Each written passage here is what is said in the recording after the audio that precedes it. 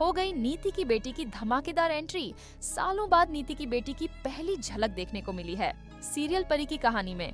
दोस्तों, लीप आ चुका है और अब दिखेगा परी और नीति की बेटियों का नया सफर। जी हाँ दोस्तों, आपको बता दें कि पृथ्वी का सफर तो पहले ही खत्म हो गया था, क्योंकि नीति ने उसे शूट कर दिया था।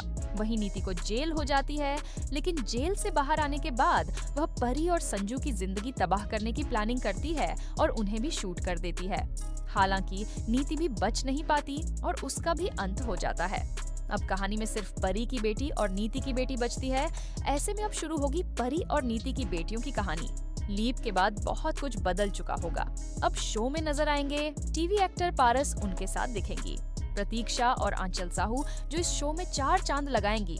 फिलहाल तन्वी डोगरा और अंकुर वर्मा के लीप के बाद शो में लौटने को लेकर कोई पुष्टि नहीं हुई है, लेकिन हाँ, आंचल साहू अपनी ही बेटी का किरदार निभाते हुए नजर आएंगी और काफी क्यूट लगेंगी। वहीं नीति की बेटी का अंदाज होगा कुछ हटकर, वह भी अपनी माँ की तरह साजिशों से भरी होगी और अपनी ही दोस्त की जिंदगी बर्बाद करने में लग जाएगी।